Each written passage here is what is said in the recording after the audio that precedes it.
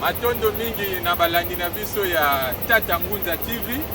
Vraiment tozana sengo mingi lisusu ya koyamba bino kati na etando na biso ike ya Tata Ngunza. Nde bongo vraiment toyena lombango pona kolobela actualité oyo eza koleka na kati ya mama na biso ya Afrika. Bino mei boyebi ete mikolo oyo tokende na gauche actualité tozonga na droite actualité toyebi te elingi kolakisa nini toza kobota nini. Nde bongo vraiment tokoumela mingi te tokende nanu koyamba ya biso bomesano Tata Ngunza bayebisa biso du point de vue spirituel soki ni kolakisa nini. Nde bongo tozoyamba penza Tata Ngunza bayebisa biso Tata Ngunza matondo na bandeko balandi toye na lombango invitation pamba te mazoleka na mama na biso Afrika sengeli bongo topesa balecture mpona kolamusa bana ya Kongo mpe bana ya Afrika mobimba. Matondo mingi Tata Ngunza vraiment tokokende mulai mingi te parce que actualité penze ezosenga. Nde bongo motuna ya yambo ezali makambo ezoleka na Gabon elingi kolakisa nini Tata Ngunza? Matondo esi toutaki koloba yango ete eza mopepe ya Kwatulendo ya na ntina kaka moko ya kolamusa baindo. Alors po baindo balamuka lokola misu makanisi mental ya moto moyindo eza brake na l'Occident le poso pembe. Donc il faut le poso pembe avoir échec. Donc échec na eza parce que ba éprisaka ba minéraux en Afrique batia batu na bango baloge na bango moni oyo ezaki ba maintenant stabilité ya kopuise koyiba minéraux ya Afrique. Ndio moni il faut bamboka wana bakota na crise na carence parce que Russie a voulu récupérer ba place oyo France to Europe to bongo Occident tika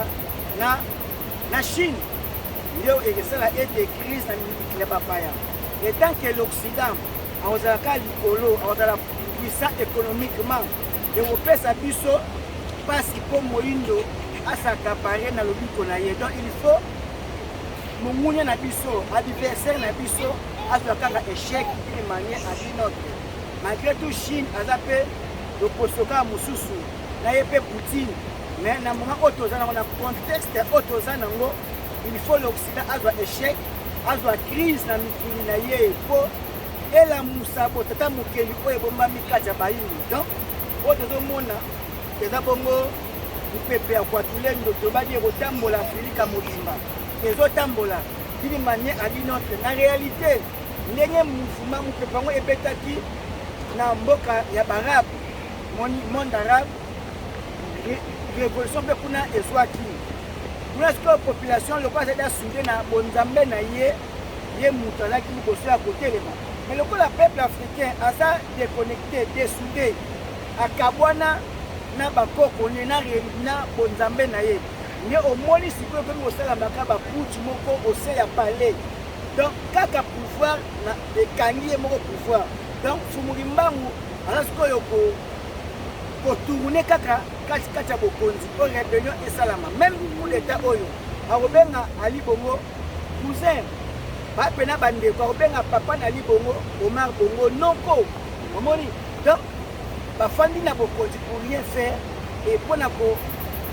koservir l'Occident abandaka kozala puissant et économiquement. Nde omoni mokili ya molimo alingi a appauvrir l'Occident. Il faut que mécanisme eza kosalama ya monimo eza mopepe ya Kwatulendo. Il faut Europe comme na crise po elamusa botata mokeli ya bayindo bamonake babatiaka misu eza bakwei fo tosala makasi. Nde omoni Fumuli Mbangu atiki mopepe oyo ya Kwatulendo etambolama ende na nsima mopepe oyo omona ete kokola to bongo mbotama ya Afrika mpe kokola ya Afrika eopea biso conscience evoya lemike bapaya ezobetama na filme ya profete Matondo Tata Ngunza. Me motuna mosusu ye me bozomona teke na aliri oyo tozokendela eza lokola tokomi kobafue démocratie parce que oyo tozokende nango komi rythme lokola ya dictature. Élection esalami bato nyonso bavote à 64% Ali Bongo. Mais boni boye susu kokata processus ya démocratie po ya susi na ba militaire ndenge to vivaka époque ba ne 60 ba même la dictature po mboka zonga lisusu sima biso ba tutosi déjà lire oyo ya démocratie tata matondo mitro bagi yango démocratie eza frein pour na décollage afrique yango moni tata mokeli azoboya mpe démocratie na afrique po yango nde eza koempêche biso to évoluer donc na problème oyo toza nango lelo na afrique eza kosenga conscience collective eza kosenga bambuta lumumba kosenga biso bamuse kabila esenga biso fumuki mbangu atelema lisusu na ngambo ya religion tobalana na politique po toluka bolamu ya bana scientifique donc oyo eleka na filika moni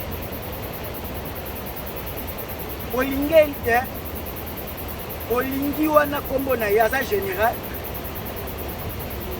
Ngwema donc Ngema azali moko ya nkoi oyo alakisi kikonkoi na ye moni armée mutatiaka l'ordre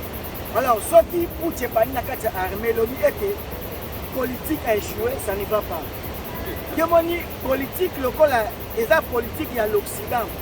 tozokoka te kobimisa bavrai valeur ya politique ancestrale na biso totiki tolenge bakoko bakambamaki tokomi na bokambana lokoso pembe nde moni eza non avancement démocratie eza échec en Afrique et il a fallu tout militaire bamilitaire baforce wana bazwa contrôle sikoyo ya beta na biso mpo balongola démocratie yango s'il faut dictature mpona bonne marche mpona évolution ya bayi mboka mabe ezali wapi chine elo oyo aza na démocratie te Corée du Nord aza nango te siko compare bamboka wana na Afrique na risipe eza nango pe te na bapemi arabe Arabie Saoudite baa nango pe te siko compare bango ti na bango quotidien na biso po moto Afrika donc il faut démocratie wana eza pena bafoué et na baloi oyo batie en conformité donc ya kobalana na bamibeko ya bapaya surtout baloi na biso nyonso eza kose faire référence na baétat oyo yali kokolonize biso 5 ans 7 ans alors ali bongo déjà kozala na ye nanu deuxième mandat esilaki me abrigué troisième mandat po kaka fanda agaranti baintérêt ya France ya bamboka oyo eza faire souffrir biso moni donc il faut mpeke moko eya eloba ete au-delà ya nyonso bakolo Afrique baza koagir aleda mopepe pepe kwatulendo wana ezobeta mpo elongola ekomba mwa ndamba bosoto na lupangu oyo tofandaka na Afrique lupangu na biso ya bosoto eyingeli biso africain toyi konyoka mate na 25e siècle il faut pauvreté ekende na ngamba lokoso pembe boye mutu azangi minere azangi ba ressources minières mais ndenge nini Afrique oyo tata mokela pambola tonyokomaka donc elobi ete bato moko nde baza kofe appauvrir biso pamba te batangi kela c'est l'Occident bazwi réalité occidentale bakalisi la réalité africaine donc Afrique ena réalité nango mpepe nango bageni nango banzambe nango moni na pena milimo nango donc soki bokomi na conflit na Afrique spirituelle Afrique physique eko avancer te donc il faut tolongola baloge wana nyonso etika la vie parce que ali bongo aza maître ya franc-maçon parce que lokola asali coup d'état donc loge wana donc ekwei déjà ekolanda mopepe oyo ekotambola na lupango ya fumuki mbangu eza bongo Afrique matondo tata Ngunza kasi nayebi te démarche nini oyo bino bokosala to bozosala mpe démarche wana mpona kotia sikoyo bakonzi oyo baza na Afrique sikoyo bazala na connexion na bokoko oyo kopesa bango mpifo to nguya ya kokamba bo esengeli mboka na biso mama na biso Afrique eza bongo responsabilité ya makasi bato oyo nesenga nzila kuta aketi mosika ya kopesa message na lifa lancé adefi kota oyo bapolitisien basalelaka lokola kota ya mayele soit disant nde na yo moto ozwi libaku pembeni ya nkumu ekolo parce que balettre ouverte ezosalama tozokoma tozoloba meme kosala émission oyo eza koyebisa bango ete franc-maçon rose croix ayam baloge basecte nyonso ya l'Occident et ya na bokasi te na Afrique mpe mbate bo hérité ba ebonga ya Afrique bokamba bo milimo na Afrique endimeli bino mpo boza na makila ya bokonzi mpe bokumu sikoyo esengeli bozonga na Afrique spirituelle bo identifier le vrai message authentique ya religion africaine eza wapi po oyo tokamba na kopesa na koyamba na bomoko compatibilité na ezala omoni alors soki mpe évolution oyo ezo mpepe oyo ezoya eke yango moko eokepe mosika te et il faut phase spirituelle molimo etelama il faut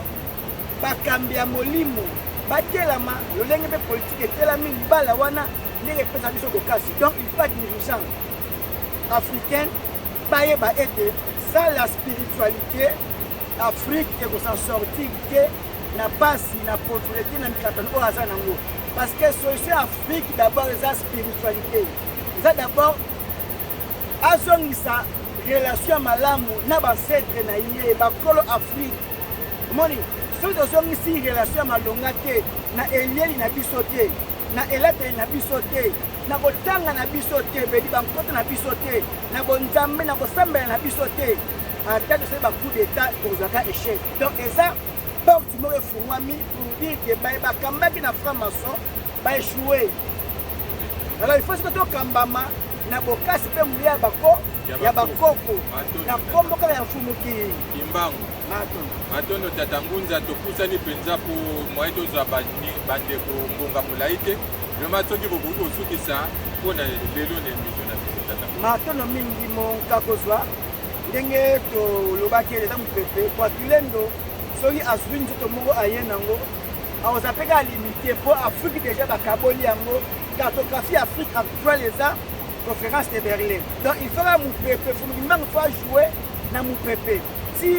esika bato baza lide azangaka te afrique fédérée nde elingi tata mokeli donc l'homme noir aza moko ngonga ekoki bapaster baimam bascientifique bapolitique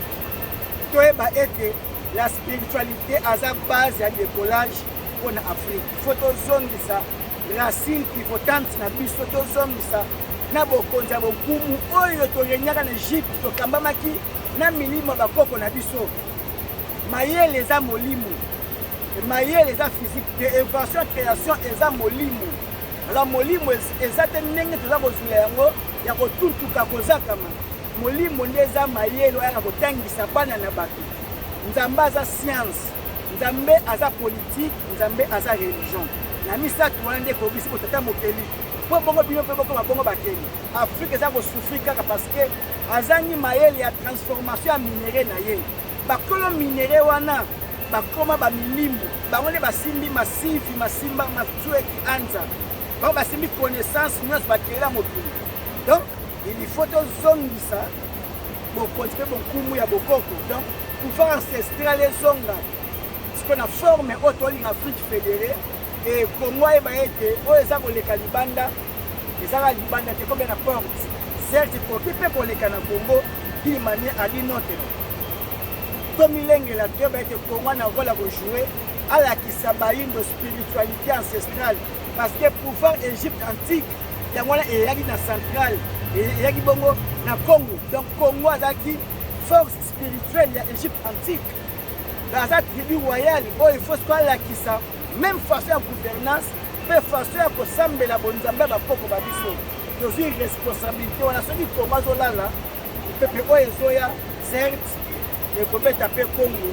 ya Fumukimbangu kimia mabota babino reba ete tolamuka tolongola kondima na bilamba bapaya tozongisa bobiso nde yango nde bolamu yango nde bonzambe mpo na biso masaki mopaya yaka bongo na intérêt nango kodétruire bato tozongisaki bobiso nde Bofumukimbangu atambusa bomoi na biso mpo na lobi Afrika tolingi Afrika ya Fumukimbangu Afrika ya bana ya kolamuka e ya bana